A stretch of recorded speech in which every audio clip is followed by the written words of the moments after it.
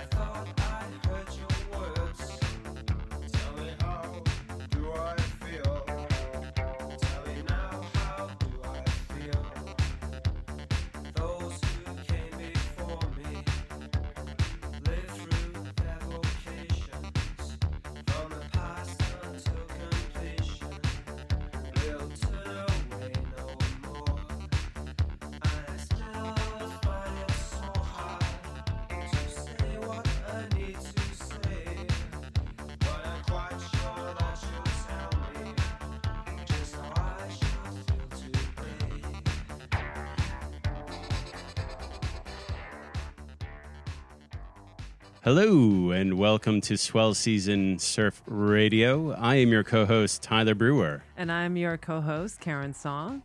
Many of us know that surfing is an addictive sport. It's something that pulls on us, gives immense dopamine highs, and surges us with serotonin. We go through withdrawals when we go without it and become irritable to our loved ones. It makes us avoid our daily responsibilities in order to escape the pressures of life. Our guest's latest book deals exactly with this topic. His book is The Drop, How the Most Addictive Sport Can Help Us Understand Addiction and Recovery. He is the author of the memoir On a Wave and the novel Wichita. He has a PhD in English literature from Yale University and is a recipient of the Guggenheim Fellowship. He is also an associate director of the Leon Levy Center for Biography at the Graduate Center at City University of New York. And he also grew up shredding the gnar in Melbourne, Florida. Our guest is Thad Ziolkowski. Thad, welcome to the show. Thank you, Tyler. How was that intro? That was pretty good. A Guggenheim. When did you, for what did you get the Guggenheim for? Fiction. Amazing. Wow, Yeah, that's thank great. you. And Melbourne, another... Melbourne Beach. Melbourne Beach, what's sorry. in the water there? Like, that's just, it's amazing, that little strip of sand down there. It's produced so many world titles and... Second Light, Patrick's Air Force Base, all that sort of stuff, right? Kind of Satellite Beach, all that whole area. Amazing. It is amazing. I mean, I think it has to do with the waves being okay, but requiring you to get your technical chops. Yeah. So you can take that anywhere. Yeah.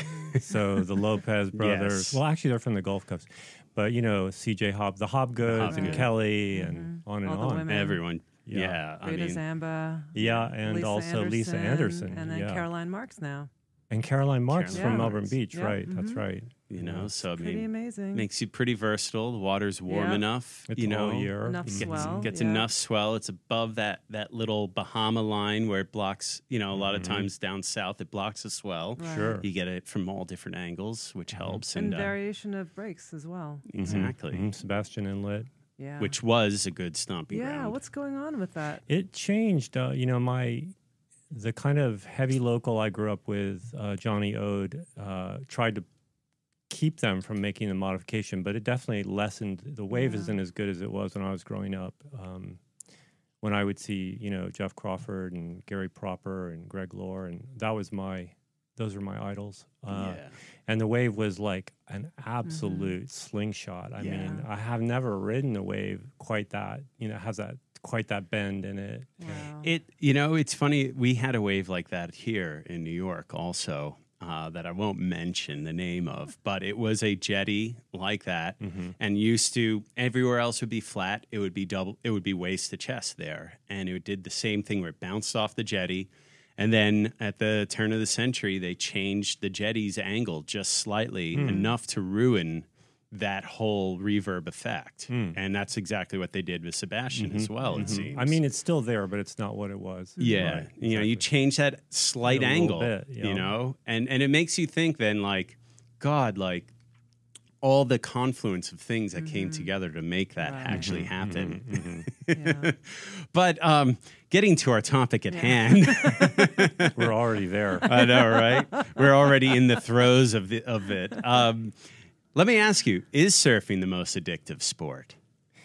I think it actually is, because it has an aspect. It has the adrenaline and the serotonin and all the things you mentioned. And it has all those neurochemical goodies, but it also has the wilderness aspect of it. And so, for instance, an analogous sport would be like hang gliding or climbing, but you sense right away how modulated those are.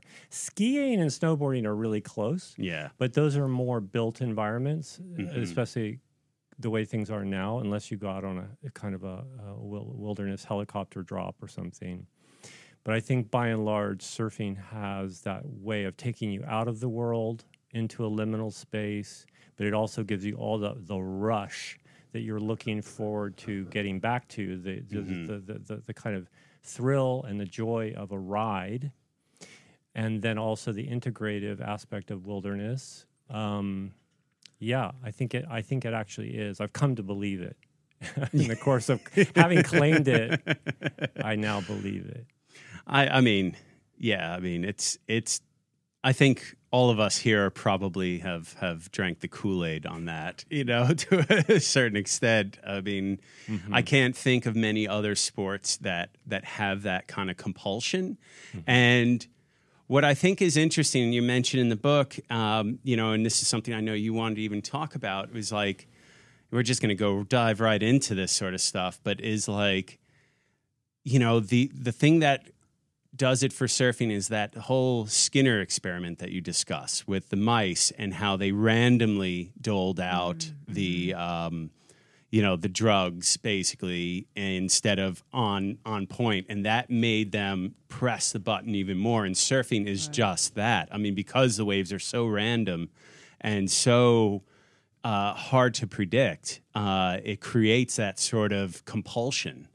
So the idea of that was that if you have something that is unpredictable, it doesn't come out all the time, but it comes out some of the times, that instead of the mouse or the rat abandoning it because it's like, well, it's unreliable, it actually doubles down and is like constantly waiting for hopefully. And why is that? What theory?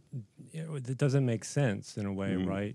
But the theory that accounts for that in part is a theory of the brain, where the brain is regarded as a prediction machine. And why the brain was evolved to be predictive is because, according to this bioevolutionary theory, what we're looking at, when we look at the world in order to survive, we're looking for patterns. So what is that rustle in the bush? What is that? It sounds like a mouse. It's not a bear. Yeah. It could be a lizard. So as our ancestors had to get very good at making sense of the world through patterns, weather patterns, swirls in water, anything that had a kind of rhythm or pattern, it was dead serious because it had to do with our survival. We really had to figure it out. So anything that's elusive, that presents a pattern as a problem that is not pretty quickly solvable, is going to hold our attention because it's connected to our survival and our hunting and gathering. All right, that's the basis of that. So with drugs and alcohol, you could take, for instance, a gram of cocaine that's 80% pure, right? And if that's doled out to me at the drugstore every day at 9 a.m., I go in and I get it, that's going to have a certain degree of addictiveness, right? But on the street, if I go out looking for my gram of cocaine, it may not be there. It may be more powerful. It may be less. The dealer may not show up. I may get busted on the corner. So all of that uncertainty creates a greater degree of focus for me on the drug than it would be if I were getting it at the pharmacy. It's also, I imagine, same potency, but it's a different degree of addictiveness. Now with waves, same thing. The waves can be utterly predictable, like in O'Kelly's wave machine, but it's not going to be as addictive. Why? Because it's too regular, and we know it's there, and it holds us. It's going to have a certain hold. I mean, cocaine, 80% purity of cocaine is going to get you addicted, no doubt. Kelly's Wave will get you addicted, no doubt, but not the way the ocean will. Do you think also there's that anticipatory, dopamine hit, serotonin hit that you're getting, that anticipation of getting a good wave? Foreplay. Foreplay, or it's that. What was it? Radiolab did a really great special on this, where they had this woman with Parkinson's, and she was taking this drug to help regulate it. But what it did was gave her dopamine. And then when she started playing slots, which she never played before, it like consumed her almost. And it was like that whole anticipation. You get that rush of dopamine just from before, which you had talked about as well in the book, is that anticipation too, I think, plays a huge role in that as well. Yeah, for sure. I mean, there's that kind of it's like a I start to get excited days ahead of a swell arrival, right? My body remembers that I have a muscle memory, I have a neurochemical memory, I have trouble sleeping the night before it gets here. The scent of wax, all the associations, yeah. Going in a surf shop, it's like, oh, I'm getting a new surfboard even. And in addiction research, they call that salience.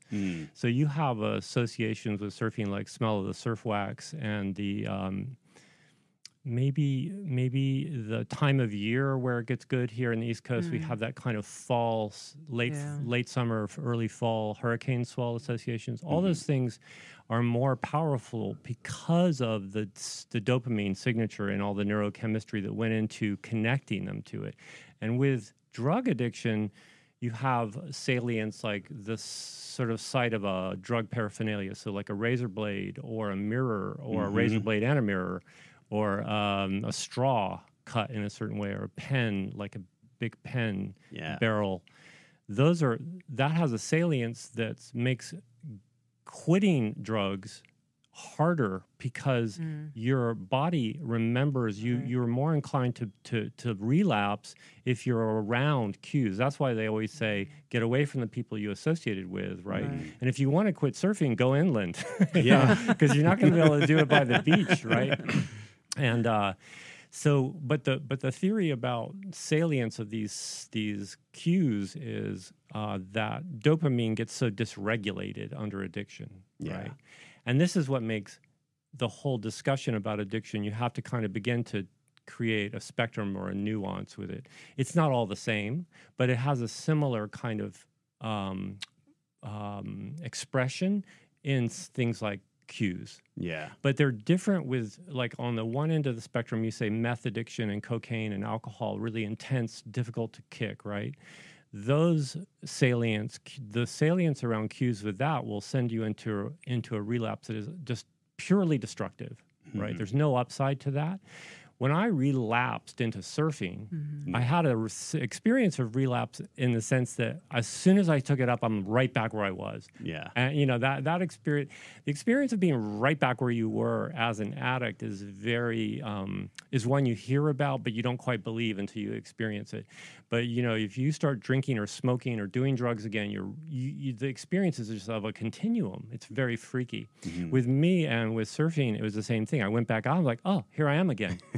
And yet, the difference between a relapse with drugs and alcohol and a relapse with surfing is that surfing has beneficial aspects. Right. I started to want to get fit again. I quit smoking. I got I actually quit drugs and alcohol through surfing. Now, surfing also made me want to drop everything and move to Kauai. It threatened what I was up to when I started surfing again in a serious way. No joke. I mean, I was really ready to throw it all over. And I had to kind of go, okay, take a deep breath.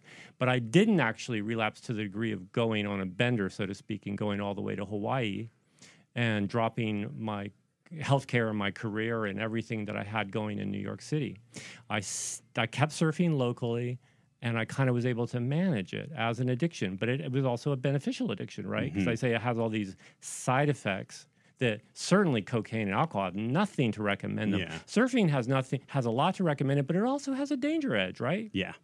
And had I not quit surfing in order to go to college, I would never have gotten a degree. If I had grown up in Hawaii, I doubt I would have ever quit. Yeah. It was easier to quit in Florida and walk away when the surf's not that great. And there isn't that kind of water person culture that you get in Hawaii, and there